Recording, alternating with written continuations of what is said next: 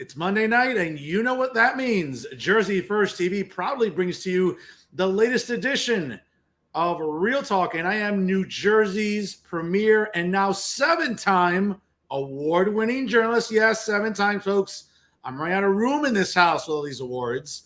And certainly the Garden State's most beloved and factually accurate political commentator, Fernando Uribe. Hoping you all had a wonderful weekend as we begin Hispanic Heritage Month at the end of last week. Again, I want to send a shout out to all of my fellow Hispanics, Latinos, and Latinas collectively. No, nobody is Latinx, folks. Can we stop with this woke nonsense? All right, what you're basically telling me is there's a bunch of grown-ass men and women out there that failed high school biology.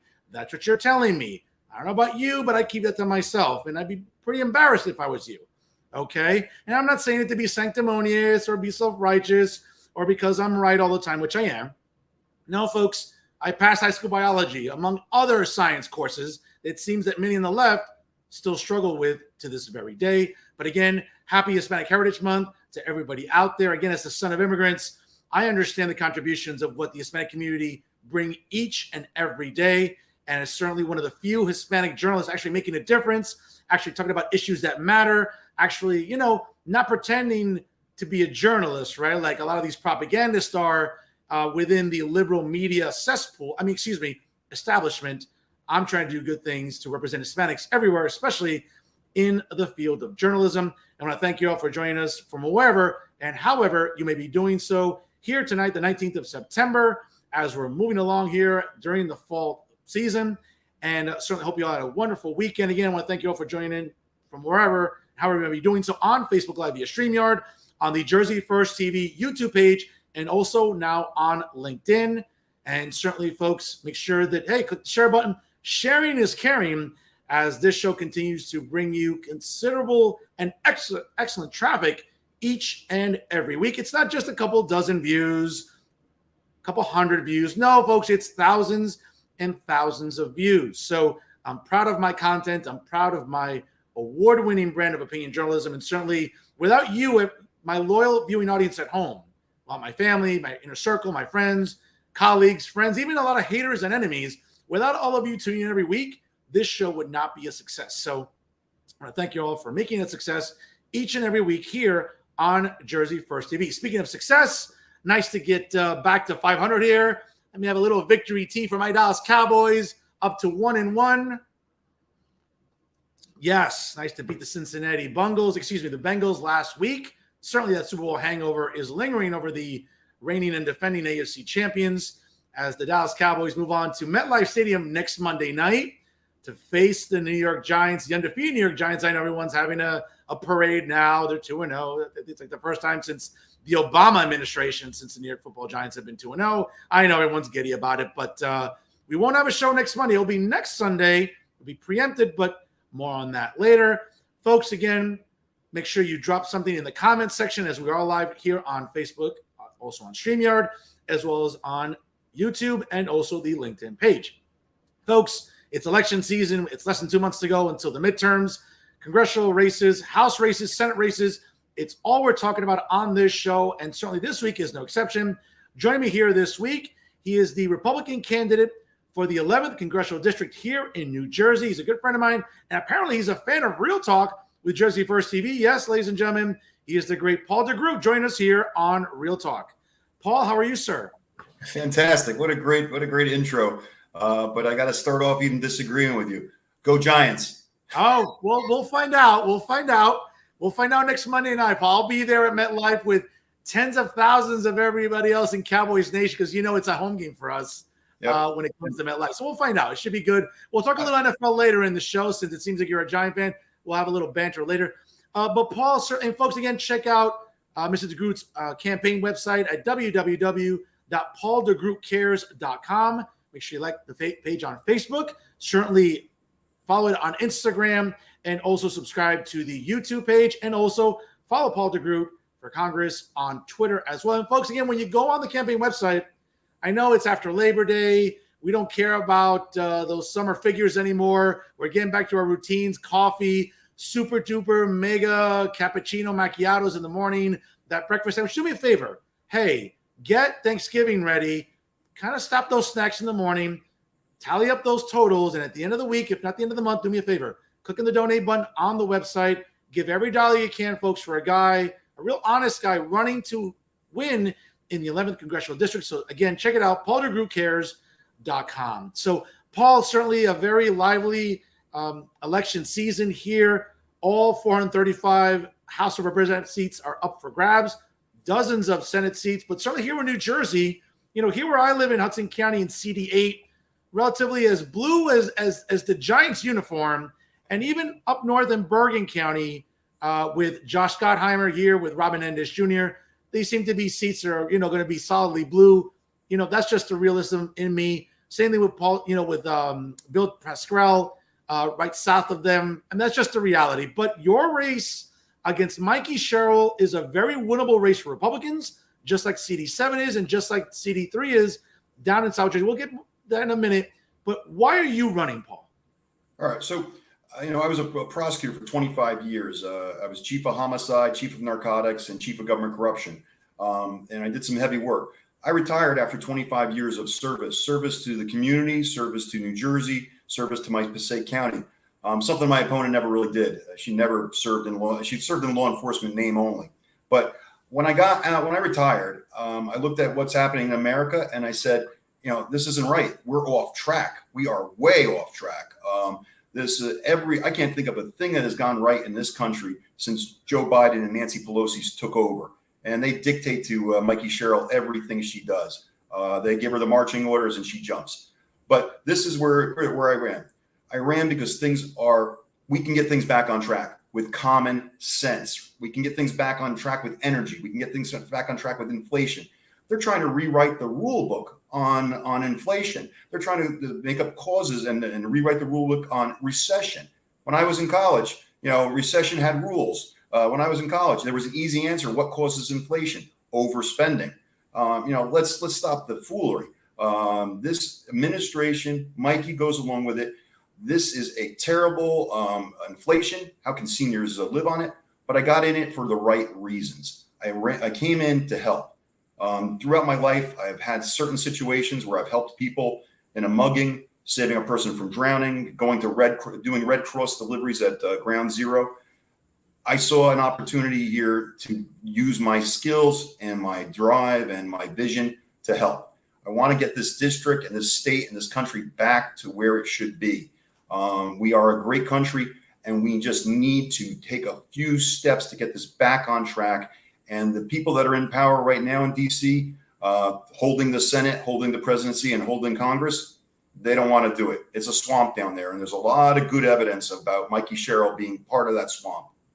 No, absolutely. Listen, Paul, you're absolutely right. And what's interesting to me is that back in 2018, when Mikie Sherrill and Democrats had an easy time winning the House, because that's what tends to happen during the first midterms. Okay, yep. It seems like the liberal media, not just in New Jersey, but across the country, was like, oh my God, look what Democrats did during the midterm. This is historic. No, it's not. As a history professor, I'm insulted that people don't know their history. We all know that historically, during the first midterm, the opposing party normally tends to win the House of Representatives in the majority. Only two times really I can remember during 2002 under President George W. Bush, the Republicans held the House and actually added seats. And in 1934, under President Franklin Delano Roosevelt, Democrats held the House and added seats as well. But historically, it's always the opposing party winning the House. And again, it's because of, for a variety of different reasons, whether the president's unpopular, whether the president's being vilified, whatever. But in 2018, I get it. There was a boogeyman. Democrats wanted to vilify the 45th president at every turn, and that's what they ran on, and they won the House majority. So unfortunately, we had to see Nancy Pelosi, put down the bottle and be House Speaker again. But a lot of Democrats that ran in New Jersey, whether it's Andy Kim, whether it's Mikie Sherrill, were all about, hey, we're not going to be rubber stamps for Nancy Pelosi. We're not going to be rubber stamps for the establishment. And you look at Mikie Sherrill's, again, and no disrespect to Mikie Sherrill, served admirably in the Air Force. God bless her. I don't have anything to say about it with that. But in terms of her record, it's hard to run from it when you've been nothing but a rubber stamp for Nancy Pelosi, Paul. And I think that's really difficult for her to escape.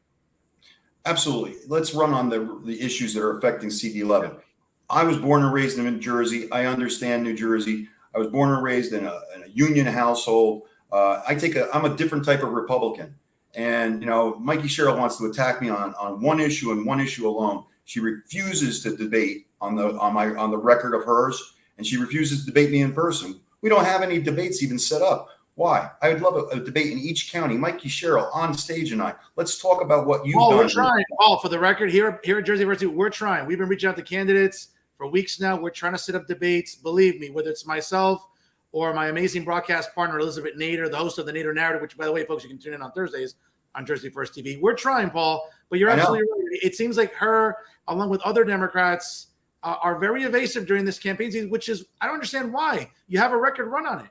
And I'd like to say, I was a county prosecutor. She's a big federal prosecutor. She never tried a case, never did an investigation, was there for criminal justice reform. But Mikie, what are you scared of? Come on, you're an experienced congresswoman.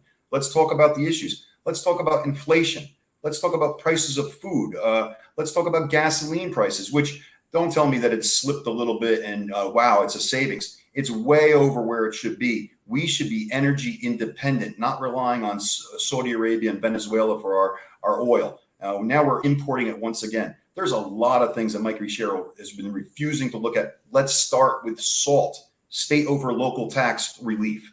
She ran on it in 2018. She ran on it in 2020. And now, when given the chance, this sole chance to stand up for New Jersey, stand up for CD11 and hold your ground, she folds because Nancy Pelosi wants her to and Joe Biden wants her to. And she gives us this ridiculous Inflation Reduction Act. You can put, the old saying is, you can put a lipstick on a pig and it's still a pig. That Inflation Reduction Act, you call it whatever you want. It's not going to reduce inflation. It's going to actually increase inflation. We could do better. We can do better. And you got to ask yourself, are you happy what's happening in America past 2 years? If you're not, this is time for a change. Mikie Sherrill should have stood up for New Jersey. She had a chance. She's got her eyes on a bigger prize, and she won't even deny it. She just doesn't want to comment on it. She doesn't want to be congresswoman anymore. She wants to be a governor of our state. It's pretty sad, too, about sort of like this masquerade that her campaign has been putting out there. I mean, obviously having Cory Booker campaign with her, fundraise for her. We all know that her eyes are set on 2025. Right. In terms of running for the Democratic nomination for governor. Certainly it might be a crowded field in 2025. But what's interesting, though, about Mikie Sherrill, though, Paul, I think you hit the nail on the head, is about the idea about the record. And also, too, it's like, listen, in 2018, I get it. It was easy for Democrats to run on this platform about the boogeyman, right? Donald Trump was the boogeyman in their eyes, and it was easy to run on that, whether it was her, Frank Pallone, Tom Malinowski, and he came in. I get it. But, it's 2022, and I'm willing to put some money on the table right now. I don't see Mikie Sherrill. I don't see Frank Pallone. I don't see Tom Malinowski. I don't see Bill Pascrell or even Andy Kim inviting the president of the United States to come campaign in New Jersey. Okay, A, someone has to wake him up from his daily naps. 2, the president's not as popular as the liberal media establishment wants to make it out to be, whether it's here in New Jersey. And there's plenty of guilty journalists that are culpable of this nonsense about this approval rating, which is a fallacy. Or even nationally, I guarantee you, not one Democrat candidate for Congress in the House is going to be inviting the president to campaign here. I guarantee that. He's 8 points down in district in CD11. No one's coming. He's not coming in, and no one wants to run with him. Mikie Sherrill is just simply afraid to run on the votes that she has, the issues that are affecting CD11. There are law enforcement. Let's talk law enforcement. Mikie Sherrill, federal prosecutor, as I said, never tried a case, never took a gun off a street. I have. Never took drugs off the street. I have. Right now we're going through a crime wave of stolen vehicles, broken vehicles, burglaries into homes. And there's a lot of common sense solutions. I'd be working hard to get us grant money for plate readers and get additional funding to support the police. And you know what? Any police officers listening out there and watching this show, she wants to pierce your immunity. She wants to make you liable for your job and your actions on your job. That's dangerous. She is anti-police. And it's funny you mentioned that, because the president had the audacity in that speech he gave 2 weeks ago, right? If everyone remembers, for any Star Wars fans out there, he looked like Emperor Palpatine. He had the red background. The Marines could have easily been mistaken for Imperial Guards, and he looked like the Emperor in that very divisive, angry speech. And what was interesting about the president talking about, we're the party about funding law enforcement, about funding the police. No, you're not.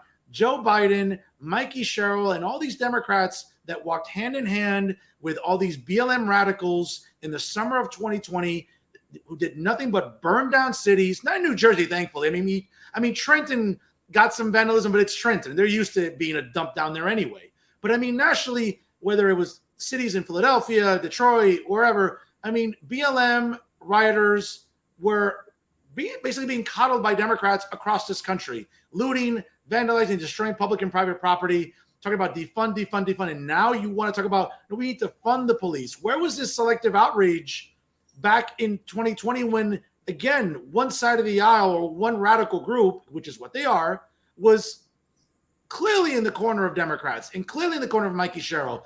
And not once did Mikie Sherrill or any of our members of the House denounce this act. But they want to bitch and moan about January 6th, please. Well, talking about the law enforcement, because I have 25 years prosecutor experience in this, thousands of cases resolved, 100 trials. I've dealt with grieving mothers, wiretaps. The defund the police movement. First of all, police are demoralized. They are not feeling the urgency and the respect of the job anymore, and it's getting harder and harder to have people go to the academy. So we're having that. But let's face the biggest question. Mikie Sherrill, you live in a beautiful mansion in Montclair, and there's a lot of other things we could talk about the lifestyle. But I worked in Paterson. Paterson was the top 100 most dangerous cities in America. When you have safe streets, you have children that can go to schools, and schools get better and better opportunity for jobs. When you have safe streets, that is the beginning of everything. That is the basis of community. And defunding the police, demonizing the police is not the right way. That's the basic thing. She wouldn't have seen it because she never went into an inner city. She doesn't know what life is like struggling. I've met with tons of people, lots of people that love the blue. They love the officers because they want to send their kids to school. They want to go to jobs. They want to be safe in their own neighborhoods. I mean, what's the hardest thing in Montclair to deal with? I don't know, that the local Starbucks run out of like almond milk or soy milk. I mean, that's probably the most difficult thing that Montclair residents ever have to deal with, right? I mean, or their croissant wasn't toasted enough. It's crazy.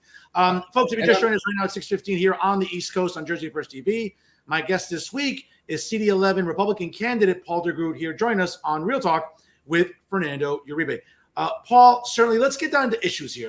I'm one of the few journalists discussing kitchen table issues, not woke nonsense. I don't care about pronouns or bathrooms or statues triggering me or any of that left-wing nonsense. That doesn't matter during a political climate where people are still struggling to buy groceries, where gasoline is still almost $4 a gallon. The idea, and this is what really pisses me off about journalists in New Jersey, sort of talking about, gas has gone down for 7 consecutive weeks, the longest streak since it should have never been this high to begin with. But you have idiots masquerading as journalists trying to sell you this nonsense. So again, kitchen table issues, I think, is what's going to matter on November the 8th. What is your campaign really predicated on? Let's talk about some issues that, quite frankly, when you go door to door and you're knocking on doors, people have resonated with. So I like to sometimes give a quiz. I say, name something that's gone right in this country, and I give them 10 seconds. I start counting off the 10 seconds. Everybody looks to the sky, goes, I can't tell you. That's the easiest way. What has gone right in the past 18 months of the 2 years with the Biden administration, Pelosi? Nothing. Life has gotten tougher for the average family. I should know. I have a 4.5-year-old and I have a 2-year-old. Okay. I have a daughter who's 2 and I have a 4.5-year-old son. My wife is working from home. During COVID, she was unemployed. We struggled with one income, mine, to support the family. We struggled with COVID restrictions, masking. We are the typical New Jersey family. And being born and raised here all my life, I went to public schools. The kitchen issues are, hey, is your pocketbook any better than it was 2 years ago? Absolutely not. Bacon, milk, eggs, everything is more expensive. And for the first time in America that I know, I saw empty shelves. I saw products missing. I remember the gas lines my father used to stand in for odd even days. But now there's products missing. There's baby formula missing. This is also a lack of vision on Congress's part. You're coming out of a COVID, you're recovering from COVID. You should have been prepared for that. And we can even talk about the lack of military preparedness for Ukraine. Here's Mikie Sherrill, Armed Services, and she slips up on that as well. Well, getting back to the bread and butter issues. It's food prices, it's gas prices, and it's inflation. How does my 92-year-old uncle survive on 8.5, 8.7, 9% inflation? My dad is 87. We need to take care of our seniors. We need to respect our seniors, and how we treat our seniors and our veterans. It represents America. Forgiveness of loans, school loans to the tune of 500 billion to 1 trillion. How wonderful would it be to take that money and gear it toward, there again, seniors, health, hearing, aid, vision. But let's get off that and talk again. Inflation, food prices, gas prices. That's the basic. That's what people are feeling. They're also feeling the law and order. Going to New York City, no one goes to New York City anymore. You don't want to be in Manhattan. It has changed. There is lawlessness here in CD11. Cars are being stolen, break-ins, burglaries. That's increased. So that's another issue. Law enforcement. These are the things that people want. They want to raise their families. And where do they want to raise their families and children? In good schools. Schools that are teaching the basics, not a radical agenda like under Murphy. You want to be teaching history, algebra, science, arts, literature. And when you're in school, you need to feel good about America, not ashamed of America. We are the shining light on the hill. This is the best country in the world. It is why people come here, because it is opportunity. And in the Hispanic community, I think you agree, there is huge opportunity to grow businesses, to raise families. That's what people want. They want to have a say in education. They want to say, I don't want this being taught to my third grader. I want my third grader to learn a language skill, more math, more science. This is ridiculous. It is not that hard to correct. You just need the right people and the will to do it. Paul, I tell my left-wing colleagues all the time in academia, no one's jumping on a raft to leave this country. Okay? I mean, it's as simple as that. And it's funny when I have to deal with leftist colleagues, socialists, communists that can't process that. But you brought up an interesting issue. I mean, again, as we talk about sort of like the singular issue I think that Democrats are running on in not just this state, but I think nationally, obviously, abortion, reproductive rights. It seems like, and let me just say this because I know I've pissed off a lot of people and I love to piss off people, but I have to say this again, because as a conservative, again, I'm sort of maybe a moderate when it comes to stuff like this, but at the end of the day, again, you're an attorney, okay? You have a JD, I have a PhD, okay? But you don't need a law degree to understand that whenever you took a history course and you learned about the Bill of Rights and what the 10th Amendment reads like, again, as a history professor, I remember power is not relegated, to the government by the Constitution or relegated to the states. I'm sort of paraphrasing the 10th Amendment. But the bottom line is, again, what happened in June when it comes to Roe versus Wade being overturned, again, and folks, for everybody, let's be clear about this. Okay, you're an attorney, Paul, so you can clarify me and correct me whenever you want. But what happened is, abortion is still legal nationally. That's number one. Number two, what the court decided is it's now relegated to the states. Now, I understand. Listen, I'm a man. Okay, I can't reproduce. Again, men cannot have babies. Men cannot, we're not birthing people. Okay, but this is the thing, though. And I understand how women can be upset in New Jersey.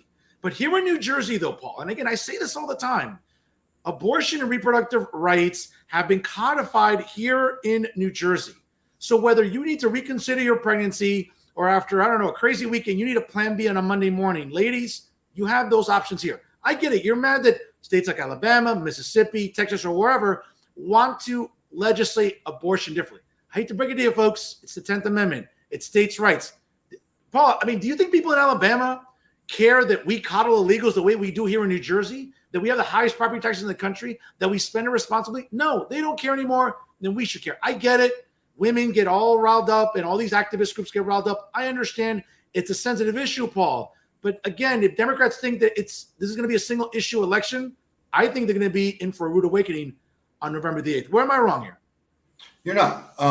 You hit it right on the head. The Dodd decision, I read it. I came out early and I said I'm in favor of states' rights. When I'm congressman, let me explain. New Jersey has abortion legal from the 1st month through the 9th month. Okay. It is enshrined in New Jersey law. The way to change it, if anybody decides to, and I'm just a voter when it comes to that issue. I have as a congressman, I'm not changing New Jersey law. It's up to the governor, the states, the senators, the legislature, the courts. So it is not necessary to scare the people. First of all, women in New Jersey should be very secure that their autonomy and their access to women's health care and access to being pro-choice is still there. And it always was, and it always is. When I'm a congressman, I am not going to be advocating to overturn New Jersey law. I don't want Alabama dictating to New Jersey what New Jersey wants to do. And I'm not about to take Jersey dictating to Alabama what they should do. I'm here to represent one district in the Congress in New Jersey. The Dodd decision does not take away a woman's right, and Mikie Sherrill constantly trying to scare people to that. And I came out with a press conference and I said, Mikie Sherrill has, positioned me as a far right extremist in league with Clarence Thomas. That's a lie, and it's disrespectful and dishonest. And how desperate do you have to be to lie so badly? I came out on Thursday or my press conference. I said, I'm pro-choice. I'm pro-choice. I want my daughter, who's only 2, to have a choice in this matter. I would hope that she make that choice early. I would hope that she use me. Mikie Sherrill is the extremist. Mikie Sherrill is so far in league with the 9-month abortion, the late term abortion, the burning, the dissection. She accepts it. She embraces it. She wants it, and she supports it. I support a woman's right to choose. I just hope that in New Jersey, I hope that right is early enough. I also am very strong that I believe I want to be. I want to be in my daughter's decision-making process. If that ever happened, I would want to be there for her. I'd want to guide her. I would want to talk to her. I want to be that in that decision-making process. Mikie Sherrill wants to exclude the parent from that process. Yeah. There's a radical, there's an extremist, and then there's a moderate on this position. The radical and the extremist is out of touch with New Jersey, out of touch with America, and out of touch with my position. The radical and extremist is Mikie Sherrill. Once again, just for the people that are not clear, I am pro-choice. My personal opinion as a voter, I would think a 20-week limit is something that is compassionate. But I'm not going to be advocating in Congress to outlaw abortion. I'm not going to be advocating in Congress to outlaw choice. It is not up to me. It is up to the states to decide that. That's where I am. I do not want to take my young daughter's right away. I would just counsel her and all women to choose as soon as possible, to make it compassionate.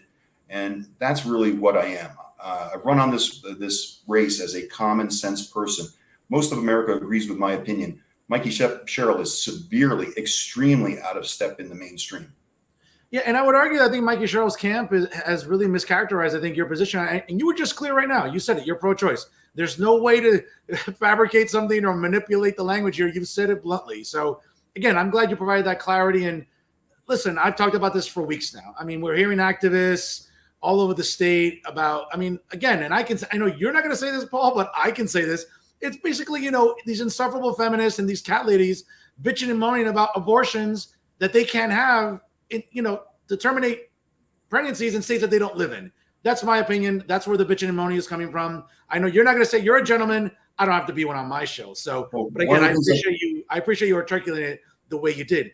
Let's get to other issues in CD11. Right. Infrastructure, certainly a problem in New Jersey. We know that federal funding came in, obviously, with the COVID Relief Act, money that was coming into New Jersey. What do you feel comfortable with, Paul, in the sense of, should you win on November the 8th and take office on January the 1st? And hopefully we're hearing the words Speaker Kevin McCarthy, God willing, because I just want to see Nancy go to her bottle off the sidelines. But what is infrastructure an issue in CD11? Absolutely. And, there again, I campaigned on being a different type of Republican. I want what's best for CD11. I want to bring back businesses like Honeywell. I want to bring back more jobs to this district. Infrastructure, you have to deal with the unions. You have to deal with the building. And you know what? I was raised in a union household. I understand negotiation between employer and employee. I back the public sector unions with the police and the fire, and quite frankly, as president of my association, I had to negotiate the health benefits for my own prosecutors association. So I understand the issues that they face. Bringing back jobs, New Jersey pays way too much. We send $1 and we get something like 16 cents back. Mississippi, they get like $1.36, $1.64 back. So the state, the nation considers New Jersey a piggy bank to the rest of the country. And that's what we are. We are a hardworking, industrious blue state. Look at our roads. Look at our airports, our seaports. They're bustling with business, but they need repair. They need engagement. They need repaving, expansion, widening. There is a lot of work to do, and someone is asleep at the switch, not getting it done, and that is Mikie Sherrill. I will be focused on this district. I will be focused on getting more jobs, on getting us funding, which she failed to do when we had a chance for additional COVID relief. We were short on the census, and she could have went down and knocked on Nancy's door and said, we're short on the census, but I'd like a little bit more help in COVID relief. She didn't do it. You know who did? Bill Pascrell did it. He was short on the census, and he got more COVID relief. So how does that work?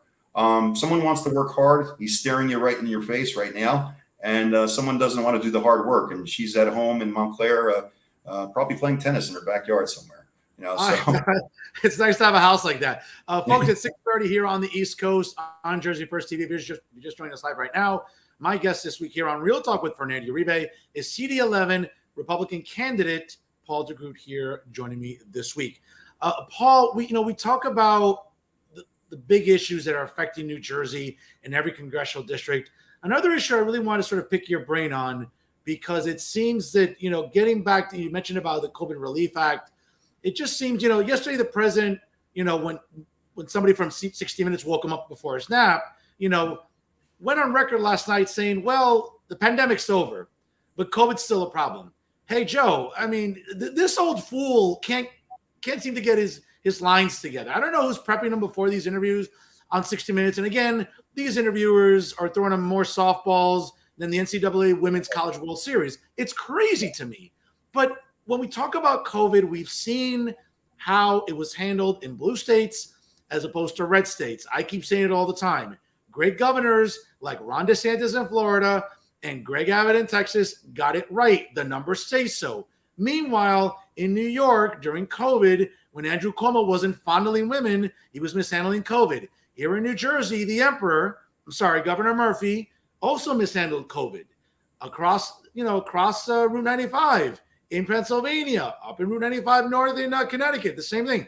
Gavin Newsom all the way out in California. Blue governors got it wrong. What do you feel confident about, though? Again, should you win on November 8th and take office on January 1st, what do you want to tell the residents of CD11 about, is COVID still a problem? What can you do? What should we be doing? What should we not be doing? What do you want to do as a member of the House of Representatives, Paul? All right. Well, certainly where they're, a job of a congressman is to represent CD11, not the state, not the country. You think about the country as a whole, but it's CD11. I'm going to work for additional funding. I'm going to work for any COVID relief, any IDA relief. We had a flooding problem. We have a flooding problem in Pequannock. We have a flooding problem in Hanover. Where's the money? Mikie Sherrill promised money. It's, she was going to get us millions to get Hanover better flood relief, and she hasn't come forward with it. If she comes forward to it, I can, damn well guarantee it's going to be right before the election. But she's had 4 years to do this extra work. There was easy ways to stop the flooding of these areas. And so it's not just about COVID. It's about keeping businesses open, keeping people working, keeping schools open. We have a lost generation of education opportunity. Children taught at home, they are behind what they should be. It is guaranteed. Read it in the Wall Street Journal. They are behind on language skills, behind on math skills. You just can't have the same experience when you're learning from home and your mom is working and your dad is working. You can't have the same experience. So I would be, again, I'm going to be getting any type of infrastructure relief, any type of additional COVID relief, IDA relief. And I say IDA relief if another storm comes. She brags that she got Essex some money, but what about the other, 2/3, 3/4 of the district, Morris and Passaic County? I don't think they got anything. So that's the type of person you're going to get. I can be very serious, and I hope I don't come across as too prosecutorial. but this is serious business. Running for CD11 and being your congressman is a serious business. You got to want to do the hard work. So the businesses, I think they were, it was too draconian. We locked down way too long. We locked down way too long and way too hard. I just talked to a restaurant owner about a week ago, and he says his business, even today, is only 40% back where it was. We talked about the PPP loan, about loans for his employees. But he said, yeah, I applied for it and I got it. But what was the point? Because I didn't have any business. My restaurant was closed. So I'm paying employees for not doing any work. So he got the loan, but in a restaurant business, there was nothing to do because they were locked down. Yeah. I think there's a lot of common sense things. I volunteered. I was vaccinated. My wife was, I was. We did the right thing for our families. I'm not going to mandate it on somebody else, but we did it right for us because we believe in that. And we don't judge people that don't want to be vaccinated. It is their right to choose. It is also my right to choose for my child in education and COVID vaccination like that. My own doctor had mentioned that he did not want young children to have the vaccine because it has not been around long enough for a 2-year-old and a 4-year-old. So that's where I think we can do better. We can do better explaining the procedures. Why are we shutting down businesses? Why are we social distancing? And why are we doing these things? I think that could have been explained better. Also, the businesses needed to be reopened faster. Like you said, Florida and Texas, I think they got it right. The mainstream media made fun of them. They were saying, "Oh my God, look at the numbers you're going up." Let's talk about the nursing homes in New Jersey. Let's talk about the veterans, the VA. Let's talk about the investigation that should come of the Murphy administration once we take back in New Jersey the Assembly and the Senate. Okay, that's where we need to look. We need to look at Murphy's policies that led to the death of a lot of people in those nursing homes. Where's the investigation on that? I'm with you on that. I'm with you, and it's a shame. Hopefully next year, legislative races, Republicans can make some strides there. Paul, you're running as a Republican, and again, I don't have a dog in the fight per se because I'm not here campaigning to be anyone's chief of staff. I'll go on the record. I'm pulling for you. I'm deeply disappointed with Mikie Sherrill. I mean, what she ran on in 2018 is not what she is and what her record indicates. So I'm pulling for you. I certainly hope that she's out of a job on November the 9th. And so, I mean, I know we might be stuck with her running for governor in 2025, which she denies, but I think that's sort of that's the bigger bridge I think she wants to cross right now. But you're running as a Republican, and one of my biggest criticisms has been of the NJGOP. I don't think they've been doing enough to help candidates, whether it's getting money from the RNC in Washington, whether it's running more ads. Again, I don't want to sound malicious here against the leadership in Trenton for the NJGOP, but I mean, you're going to be a gentleman and you're not going to take the bait on this, but I'll say it openly. I think the NJGOP is not helping you enough. It's not helping other Republican candidates enough that are winnable races in New Jersey. Again, like I said, it's CD8 and up in Josh Gottheimer's district. I think it's CD5, I think. I mean, those are solidly blue districts. I get it. I'm just being a realist, but your race is winnable. Tom Kaine's race is winnable. Bob Healy's race is winnable. In my opinion, I don't think the NJGOP is doing enough to help you. That's my gripe, and that's my rant is over there. I know you're going to be a gentleman about it, but what are your thoughts about the help you're getting from the NJGOP? Well, we have different people that we're working with the NJGOP. The RNC has given us. The RNC has also given us manpower. So okay. we have support for the ground game. Right. We are so the NJGOP has a major effort to match the VBMs, the vote by mails. So I do see the NJGOP and I do see the RNC doing things for door knocking, phone banking, VBMs. So there is some coordination as far as I see that we are knocking on 25,000, 30,000 doors. We're doing 2,000 phone calls at a clip. And the big news, I don't know if you probably know. So last week, the NRCC put me on the Young Guns radar program. So I made a certain step. I've achieved a certain notoriety, a certain professionalism of our campaign, which we are now on a special program. So it was acknowledged that we're on the Young Guns radar program. It puts more focus on CD11 because CD11 is winnable. Our polls show it's winnable. Our energy is high.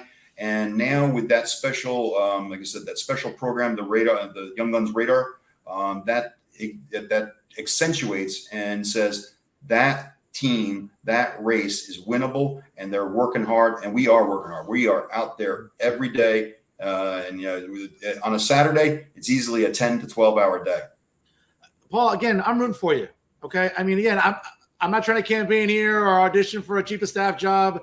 I'm very happy being an educator. I'm very happy being a journalist, believe me, but I'm rooting for you because I got to know you back in, I believe, February or March at the Morris County Convention, and I got to interview you, and I talked to you off the air a little bit. I mean, again, folks, if you haven't checked out his website, PaulDeGrootCares.com. This is not some local politician or perpetual campaign. This is a guy who has law enforcement experience. He's a prosecutor. He knows what's going on the ground, folks. He's a guy he's a family man, a proud dad, proud former civil servant, not just a paper pusher, but like getting his hands dirty, rolling up his sleeves, okay, working in arguably the worst city in the state, in Patterson, and working, again, folks, give Paul DeGroot your vote. I'll say this on the record. You're a guy whose campaign has really caught my eye, and I really want to make it a point to get you on the show, Paul. Again, before I let you go, it's, I know you've had a long day. I'm sure you want to get out, either phone back, knock on some more doors. But before I let you go, I want to thank you for coming on Real Talk with Fernando Uribe here. I'm glad you're a fan of the show. I'm glad you're a fan of Jersey First TV. I wish you luck. I really hope you win on November the 8th. We got to turn the House red. I'm tired of seeing Nancy Pelosi. I want to send her back to Napa so she can drink her wine and drink her life away. And hopefully maybe she gets a DUI like her husband did and they can go to court together. But seriously, I want to appreciate your time. You're a gentleman. I'm pulling for you. I'll give you the last word here, Paul. So basically, as I say to the voters and people watching the show, you're getting someone who's very real, very down to earth. I don't want to be governor. I don't want to be senator. I just want to be the best damn congressman I can for the area. I'm Jersey born and bred. You're going to get, for lack of a better word, you're going to get a Jersey guy. You can talk to me. You can walk up to me and just confront me with an issue. You can talk to me about something that's bothering you. And, you can tell me a story about your life and I'll listen. I'm not going to be running away from you. I want to be engaged with you. I want to get to know you. I'm so crazy. I put my own cell phone number on my business card when I campaign. So you're going to get somebody that's accessible, that is not an elitist. You're going to get somebody that was raised in a blue collar household. And I carry those values. My father was a fireman. I carry them right to the end. You'll get that guy. Promise.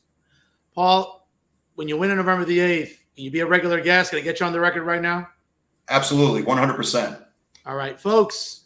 He is Paul DeGroot, Republican candidate for CD11 in the U.S. House of Representatives. Check out his website, PaulDeGrootCares.com. Make sure you like it on Facebook. Donate when you can, folks. Again, upper right-hand corner is a donate button. Make sure you follow him on Instagram and Twitter. Also, subscribe to his YouTube campaign page. Folks, once again, he is Paul DeGroot, running for the U.S. House of Representatives in CD11 here on Real Talk with Fernando Uribe. Paul, keep knocking on doors. Go get them. And best of luck on November the 8th. Thank you so much. Thank you, friend. Thank you. Take care. Take care, buddy.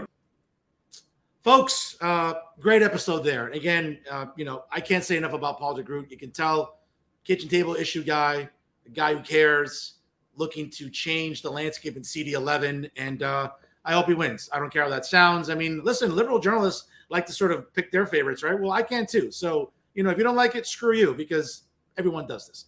It's election season. I'm pulling Paul DeGroot. Go get him, Paul, and hopefully you'll be successful on November the 8th. And hopefully you're, taking in the oath of office on January the 1st, hopefully alongside House Speaker Kevin McCarthy, because God knows the catastrophe that is Nancy Pelosi and the rest of the leadership within the House of Representatives. It's been an absolute clown show since 2018. So I'm hoping and praying that someone like Paul DeGroot can bring back stability and some common sense legislating, which I think has been missing in the House of Representatives for 4 years now. So best of luck to him. Again, check out his website, folks, and donate when you can. And we'll hopefully have him back on later on this year, hopefully once he wins on November the 8th. Folks, before I let you go, it is that time of the show. It's time to select, yes, the worst journalist of the week here in the Garden State. And this week, it's actually two winners. I know I've been picking on one guy for the last few weeks because, again, he deserves it. He brings it on himself. But this week, ladies and gentlemen, we have two winners. And, of course, when we talk about bad journalism in New Jersey, batting leadoff, yes, you know, it's always NJ Spotlight News.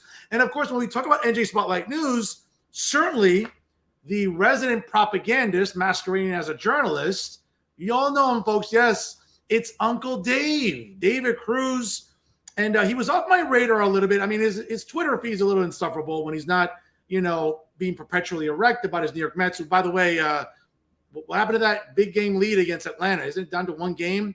I don't know. I'd be worrying over there at Citi Field if I was Uncle Dave and the rest of, you know, the Mets fans, like, you know, throughout the tri-state area. But this was interesting. Dave publishing something this past week on NJ Spotlight News, talking about unions protest hike and cost of health benefits. So pretty much, it's more of a video you can check out on NJ Spotlight News if you know, care to fall asleep early, or if you need a cure for insomnia. Believe me, check out Uncle Dave.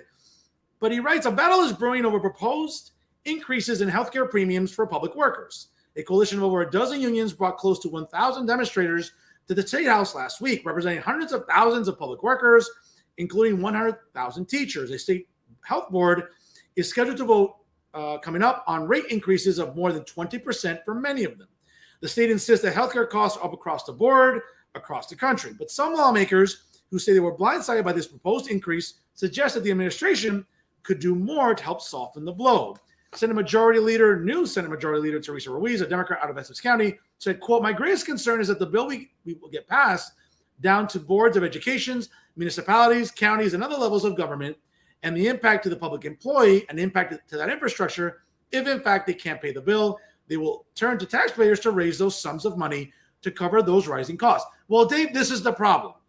You had months and months to talk about this. You had months and months to dissect and talk about what's wrong in New Jersey, right? To talk about, I don't know, irresponsible spending, you know, the legislature and the governor acquiescing to unions, right? Whether it's the NJEA, whether it's the CWA. So this entire time, Dave, you could have been a little more meticulous in your scrutiny of the budget. But no, you'd rather sit there, right, like the rest of the sheep in the liberal liberal media establishment, okay, and not be more openly critical of the legislature and this governor, who, again, inflated the budget once again. All right, no, we didn't live in a surplus, folks. We lived on borrowed money and money that came back from the federal government. So the idea that the treasurer, this woman who's as clueless as everybody else in this entire charade, okay, talks about, we were operating in a surplus. No, you weren't, sweetheart. No, you weren't. You were operating on borrowed money and funds that came from Washington. It's not because the governor and the legislature decided to, tighten their pants and cut spending and maybe eliminate unnecessary, government agencies here in this state, right? Case in point, Dave, did you ever once interview Joanna Calle, right? She was a former, insufferable feminist and insufferable coddler of illegals in New Jersey when she was the executive director of the New Jersey Alliance for Immigrant Justice, right? And then, of course, the governor and woke people in the legislature want to create, quote, the Office of New Americans. Yes, wasteful government spending, taking taxpayer dollars to put into a government agency which she is now, coincidentally, the executive director of, to coddle illegals. No, folks, it's not undocumented. Okay, it's illegals. Okay? Do you think Uncle Dave would have, that pesky 4-syllable word, integrity to talk about this? Of course not. He'd rather acquiesce to people in the legislature and the government and not really press them on stuff like this. And yet he has the audacity to publish a BS column, okay, on, union workers are showing up to Trenton. Well, you know what? Why don't you talk about the fact that unions like the NJEA, Dave, and CWA, again, I've worked in CWA. I know what the leadership is like. It's a bunch of paper pushing, apple picking, do nothing state employees, right? And I've had guests like them on, right? Hattie Rosenstein fumbling all over herself, talking about, Governor Murphy helped pay off my pension and help, pay off pensions for other thousands of workers. Well, how about maybe trying to reduce premiums? But now Dave wants to paint it as, oh, well, the state's being unfair. Well, health premiums have to go up. Dave, why don't you raise a stink about the fact that the unions like CWA, NJEA, and AFT were in bed with the legislature, in bed with the governor, and did nothing to represent their membership while they stood idly by, knowing that premiums were going to go up? Okay? You want to talk about maybe not holding the legislature more accountable with this state spending, right? With the recent budget? Let's look at, again, this is from the NJ State Library, okay, published during the spring, sort of a full list of projects that we're getting from the giant spending bill that is the New Jersey budget. And again, I don't want to go through, all 21 counties are listed here, and you can look it up for yourself, folks. But for example, Stockton University, $500,000 for coastal resiliency equipment, education and outreach, whatever the hell that means. Okay, let's see Bergen County. Oh, here we go. The Center for Hope and Safety in Rochelle Park, $300,000 to provide legal services for victims of domestic violence. That's not wasteful spending, Dave, but that's something that, Bergen County can provide for themselves. The idea that this has to come from Trenton, from taxpayer dollars, where it's not necessary. The county itself can pay for this. But no, you don't want to scrutinize that. Okay? Well, how about this one? Oh, I don't know. Rampo Mountain Indians, $250,000 to stop illegal dumping and boost ongoing efforts to clean up solid waste. That's what the EPA is for, right? In Trenton and also nationally? Do they need more spending out of Trenton? Let me see here. Oh, Rowan University down in Camden County. Rowan University in Rutgers, Camden, $500,000 for research projects into public health. What does that mean, Dave? Why don't you scrutinize that? Is it COVID relief? Is it, prenatal care? What is it about? We all know there's wasteful spending on our colleges and campuses and our university campuses. Do you ever dare scrutinize that? Of course not, Dave. You're too busy checking the box score for the Mets whenever they're playing every night.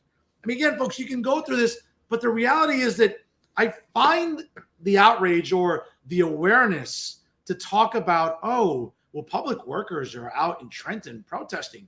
No, Dave, you should have been reporting on this months ago when the budget was being discussed. You have guys like John Rothheimer and others who bore us to tears on Reporters Roundtable. And I get it. I'm a policy guy, so I'm not going to rag on a policy guy, for doing that. But get guests that are willing to dissect this and willing to scrutinize the legislature for spending irresponsibly. And now the chickens are coming home to roost. Now here's the receipt. Now we're getting workers from different unions bitching and moaning about why their health premiums are going up. Why weren't you advocating for that, Dave, during the springtime? Why weren't you scrutinizing the governor and the legislature more when it comes to that? But no, you'd rather write some BS column, which is what it is. And this video which does nothing but just amplify what these unions are bitching and moaning about. When we all know that these union leaderships, NGA, AFT, and CWA, sit on their asses, collect nice paychecks. Yeah, they give lip service to the membership. Yes, we're trying. No, you're not trying anything. All you're trying to do is get rich and get a more padded pension, which a lot of you already have. But again, Dave, it requires you to have integrity to call these clowns out who are doing a disservice to thousands of people in New Jersey. But you don't do that, okay? Of all the people, again, because of your longevity, because of you being seasoned in the business, do you think you can do a better job of calling out irresponsible spending, Dave, which again causes this, where we're bloating the budget in New Jersey? All right, all this unnecessary spending all that money could have gone to help fill the gap with these premiums. But why aren't you raising the hell about that? Why aren't you making a stink about that? Of course, Dave, again, it takes you having integrity, that 4-syllable word which you struggle with. You struggle with a lot of other words with less syllables, but this is just the latest one. And again, Dave, it's a reminder why I continue picking on you, because you do us all a disservice when it comes to journalism. Speaking of a disservice to journalism, we all know, again, and the other co-winner this week, folks, yes, we all know it's Insider NJ. Yes, I can't stop picking on Insider NJ because you continue to do us all an immense disservice. And when we talk about garbage journalism and we talk about a disservice to New Jersey residents and readers, of course, we can always rely on, Sleepy Al Steinberg. Yes, the guy who puts us to sleep when you read his columns. Folks, I print out his columns. I'm like this.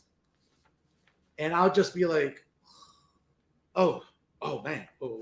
Oh, damn, I'm still in the first paragraph. That's what Alan Steinberg does. Now, I'm not going to give you the tidbits here of the latest column, but this is really, really great. His latest garbage column is, quote, in a post-Trump era, a Governor John Bramnick could dislodge the NJGOP from the cult of MAGA. I'm telling you, if anyone has a perpetual hard-on for the 45th president, it's Alan Steinberg. I'm telling you. I can't believe this 80, 90, however old he is, right? He gets a little sensitive about how old he is, and he likes to go on Twitter about it. But here's a great quote here to start off here. Prior to the advent of Donald Trump, I spent my entire adult life as a loyalist to the Republican Party. No, Alan, you were loyal to a paycheck. You were loyal to whoever could get you a pension. Stop it. No one's buying that, least of all me. The reason, pure and simple, was Dwight David Eisenhower, whom I regard along with FDR as two of one of the greatest presidents of the 20th century. Why not Ronald Reagan? See, that right there is telling me you're full of you-know-what, Al. If you were really a Republican, you'd mention Ronald Reagan. But again, this is how fake you are. This presidential greatness, combined with Ike's outstanding leadership as Supreme Commander of the Allied Expeditionary Forces in Europe, qualified him, in my view, as the greatest American of the 20th century. Jesus Christ, Alan. You don't teach history. Thank the Lord, because that's not the case. Right? Now, again, for example, he also mentioned, again, if you attend a Republican National Convention or campaign rally in this era, you will hear virtually no mention of Lincoln or Eisenhower. That's not true, Alan. If you go to Lincoln dinners like I do, and I've been going to Lincoln dinners for years in different counties, I get invited. Okay, Lincoln dinners, the father of the Republican Party, were you asleep when Lincoln dinners were being hosted all throughout the state for years now? Way before 2015, when Donald Trump announced his run for the presidency, did you never know about Lincoln dinners? Are you that sleepy that you don't understand that these dinners have existed, or that other rallies have taken place honoring Ronald Reagan and talking about Dwight Eisenhower? Really? Or Theodore Roosevelt? Al, are you that asleep? I mean, I get it. I mean, are you reading your own columns? Because when I read this garbage from you, yeah, it's easy to fall asleep. I mean, it's the greatest cure for insomnia. But let me continue, right? Instead, you will listen to an endless series of delusionary encomiums to Donald Trump, the worst president in American history. No, Alan, he's actually not.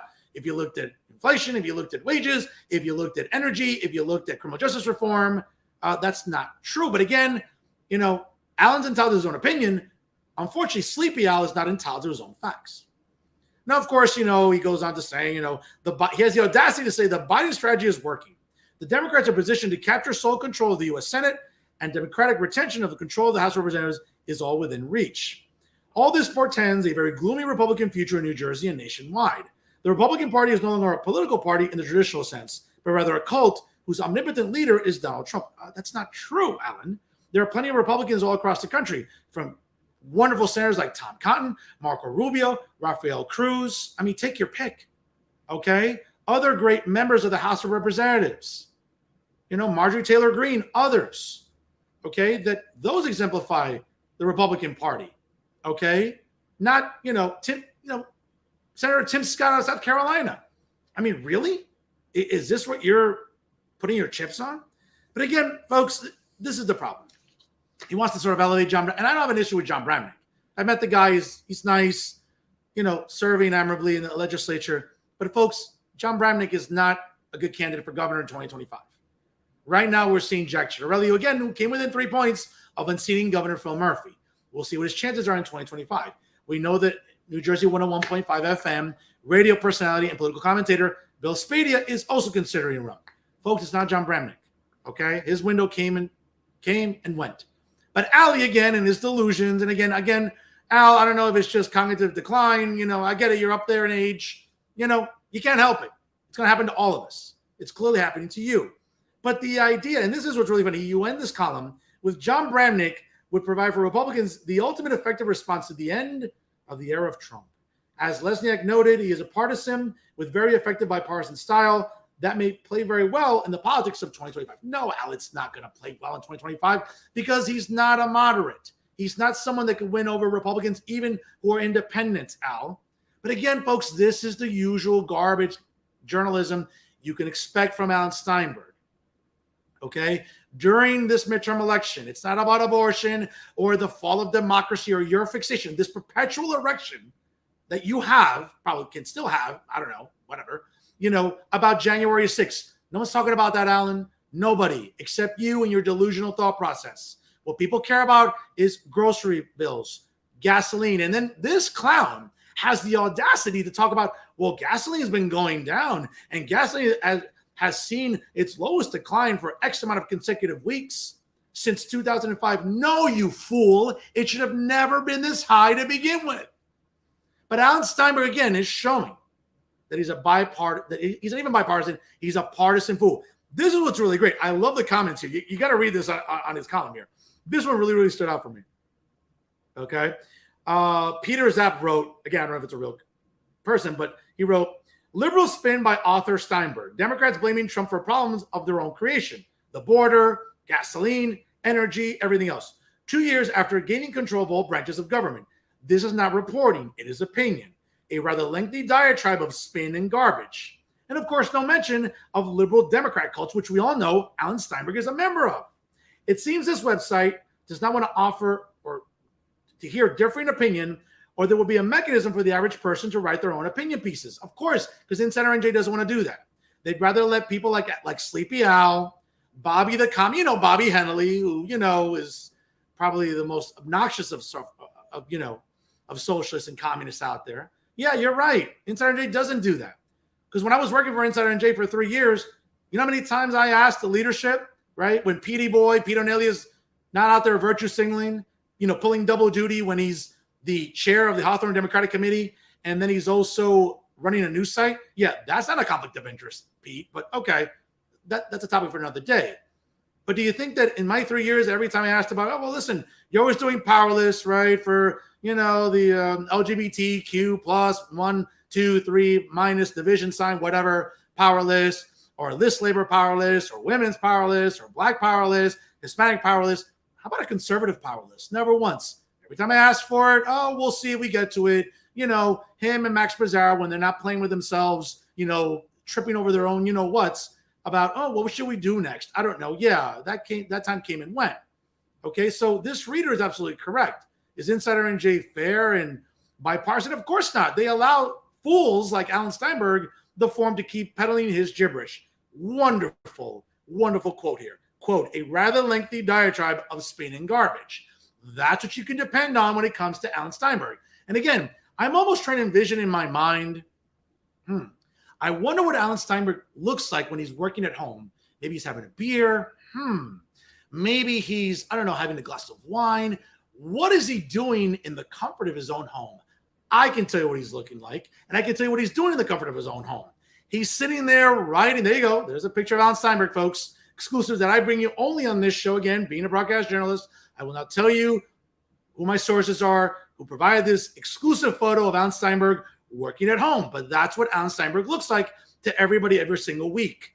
And I get that Alan likes to get this perpetual erection about, well, I was featured on Matt Freeman's political NJ playlist. Al, newsflash, bro, I interviewed Matt Freeman. He's happy to come on my show. So stop getting this perpetual erection about Matt Freeman, because you're one of many other people that he collaborates with. He's come on my show and he'll come on again. So calm yourself. I mean, you're as delusional as you are about your New York Mets, and of course, as always, about your Brooklyn Nets as well. So again, folks, when you're thinking about people doing work at home, I mean, folks, right there, if you had to envision what Alan Steinberg looks like when he's writing his garbage columns, folks, look no further.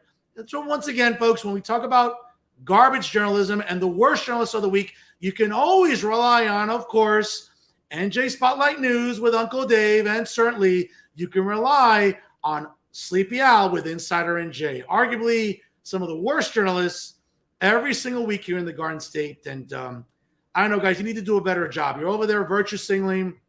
You're over there, with your woke nonsense and your hysteria. I'm over here winning awards. I'm over here exemplifying greatness in journalism. Clearly, guys, we're not the same. And that's our show for this week. Once again, I want to thank House Representative candidate in CD11, Paul DeGroot. Got a little ahead of myself there. I'm hoping he wins on November the 8th there. But CD11 Republican candidate for the House of Representatives, Paul DeGroot. Folks, check out his website, pauldegrootcares.com, for campaign information. And certainly, you know, if you're in CD11, do give Paul DeGroot your vote. Mikie Sherrill hasn't earned it, folks. She ran on something different in 2018. Her record says something different. Even Stevie Wonder can see this, folks. So, again, make the right decision. Come up on November the 8th. Always remember, ladies and gentlemen, to check out Jersey First TV on their website, www.jerseyfirsttv.org. Also, check out Real Talk with Fernando Uribe on the website there, jerseyfirst.org/TV/Real Talk with Fernando Uribe. Make sure you like Real Talk with Fernando Uribe on Facebook as well as Jersey First TV. Don't forget to follow me on Twitter and Instagram. It's the same handle, at the Fernando Zone, when I'm not being censored by Facebook or Twitter or even Instagram. You know, I still have a good following, so do check me out there. And also, folks, make sure you like me on Facebook as well. Can't miss me. I'm the very photogenic guy there, Fernando Uribe, on Facebook. And folks, again, always check it out on StreamYard, also on the Jersey First YouTube page, and also on LinkedIn. And always remember, ladies and gentlemen, if it's unbiased, unfiltered, and unafraid, it is always Real Talk right here with Jersey First TV. I am New Jersey's premier and now 7-time, that's right, folks, in case you didn't hear it correctly, 7-time award-winning journalist, top 100 Latino via the Latino Spirit online magazine, and the Garden State's most beloved and factually accurate political commentator, Fernando Uribe, saying so long. Folks, special programming note, Real Talk will come to you live next Sunday, coming up on September the 25th at 6 p.m. Eastern Time. We have great guests coming up. As next Monday, I will be at MetLife Stadium cheering on my Dallas Cowboys, who pretty recently, they seem to own MetLife Stadium. So I'll be there next Monday night. If you see me around, come and say hi and how much you like the show. But folks, again, check out replays as always at www.jerseyfirsttv.org/TV/Real Talk with Fernando Uribe. Please party responsibly, ladies and gentlemen. Always, thank you for sharing the episode. Sharing is caring. And as always, ladies and gentlemen, thank you so much for watching.